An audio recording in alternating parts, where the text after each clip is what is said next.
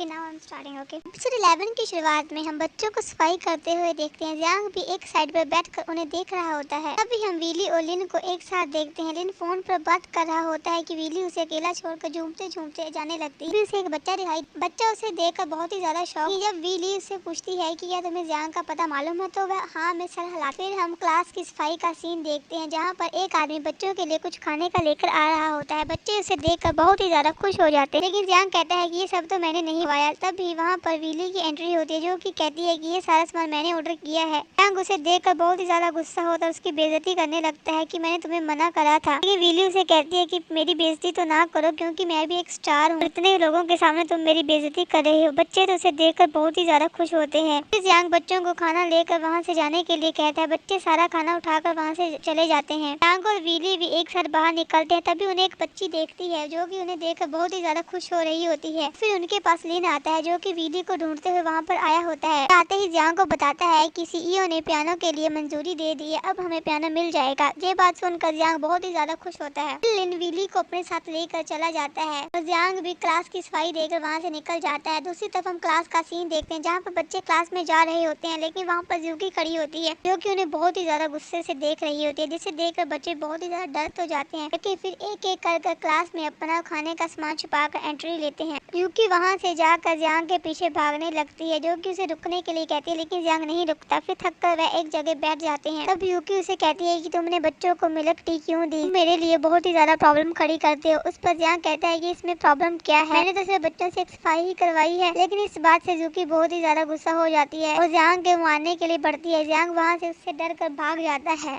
और इन दोनों की पकड़म पकड़ाई ऐसे ही चलती रहती है। दूसरी तरफ हम लिन और वीली को एक क्लाइंट से मिलने गए हुए देखते हैं। वह क्लाइंट लिन की बातों से बहुत ही ज्यादा इम्प्रेस होता है और उनका काम जल्द से जल्द करने के लिए कहता है। वहाँ से बाहर निकलते हुए लिन वीली को कहता है कि तुम अपने इस सीक्रेट काम के बारे में किसी को नहीं बताओगी, खास कर जियांग को। ये बात सुनकर वीली उसका साथ देने के लिए कहती है। दूसरी तरफ हम सीईओ को देखते हैं, जो कि लिन के घर के बाहर उसका वेट कर रहा होता है। तभी उसे वहाँ पर सुमी दिखाई देती है, जो कि बहुत ही ज्यादा गजब सी एंट्री देती है। उसे देखकर सीईओ उसे देखकर ही रह जाता है और अपनी कंपनी का कार्ड देने उसकी तरफ जाता है, जिसे देखकर सुमिन उसे गलत समझ लेती है कि सीईओ उसे हाथ पकड़कर रोकने की कोशिश करता है। तभी वहाँ पर लिन आकर सीईओ को धक्का देता है और रुकी वहाँ से निकल जाती है। फिर हम सीईओ को लिन के घर पर देखते हैं, जो कि लिन को अपनी बेटी वीली को असिस्ट करने के लिए कहता है। लेकिन उसकी इस बात पर लिन कहता है कि मैं ये काम नहीं करूंगा, मैंने पहले ही बता दिया। सीईओ उसे बहुत ही ज्यादा मनाने की कोशिश करता है, लेकिन लिन अपनी बात पर अड़ा ही रहता है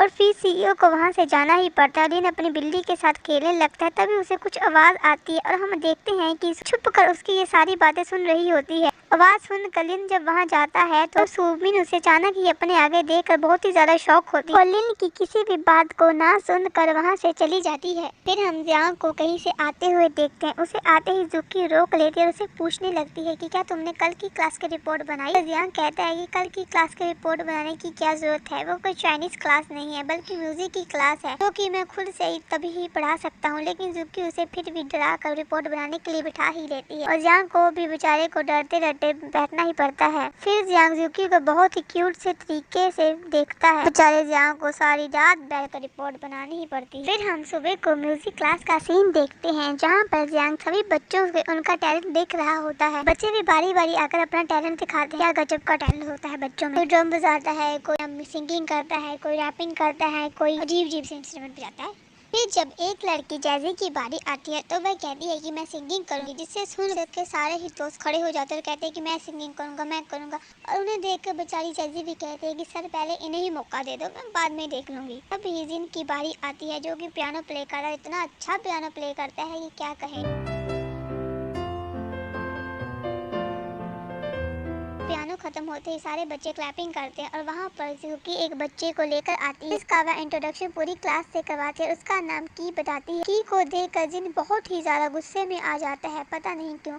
और गैजी भी उसे देखकर बहुत ही ज्यादा नर्वस हो जाती है। जब बेल बजती है तो जिन स्टूडेंट को बहुत ही अजीब सी लुक देकर वहाँ से चला जाता है और बच्चे भी वहाँ से जब बाहर निकलते हैं तो गैजी से पूछते हैं कि क्या तुमने लड़के को जानती हो, लेकिन उनकी किसी भी बात का कोई भी जवाब नहीं देती और वहाँ से चली जाती है। बच्चे भी एक एक कर उसके पीछे भाग जाते हैं। फिर हम जैजी को ग्राउंड में देखते हैं, जिसके पास की आता है उससे बात करने की कोशिश करता है। गैजी भी उससे बात करती है। उन दोनों को बात करते हुए दूर से जिन देख लेता है, जो कि भाग कर उसके पास आता है और की को कहता है कि तुम्हें जैजी से बात करने की कोई जरूरत नहीं है और वहाँ से जैजी को लेकर चला जाता है। इन तीनों के बीच में कुछ न कुछ सीक्रेट तो है जो कि हमें शायद आगे जाकर पता ही चल जाए। दूसरी तरफ हम जूकी को देखते हैं जो कि हमेशा की तरह हमारे जियांग को डांटने में लगी होती है और उसे कहती है कि चिल्ड्रन से आने वाला है जिसकी परफॉर्मेंस खुद प्रिंसिपल देखेंगे, क्या तुमने उसके लिए कुछ तैयार किया? की बातें सुनकर जियांग उसे कहता है कि मुझे पता है कि मुझे क्या करना है। मैं बच्चों को हिप हॉप के बारे में जानकारी दूं क्योंकि मैं उन्हें एक यूट्यूबर होस्ट के बारे में बताकर दूं जो कि एक रैपर होने के साथ साथ बहुत ही अच्छा यूट्यूबर है जिसने अपने करियर की शुरुआत बहुत ही छोटी सी उम्र में करी। तो मुझे इस बारे में तुमसे बहुत ही ज्यादा नॉलेज है तो तुम्हें मेरे काम में टांग अड़ाने की जरूरत नहीं। इस बात पर गुस्सा होकर जुकी वहाँ से खुद से ही बातें करते बड़बड़ाते वहाँ से चली जाती है और कहती है कि मैं भी तुम्हें होस्ट के ऊपर सर्च करके दिखा दूँ। इसी के साथ हमारा ये पार्ट यहीं पर ही खत्म होता है।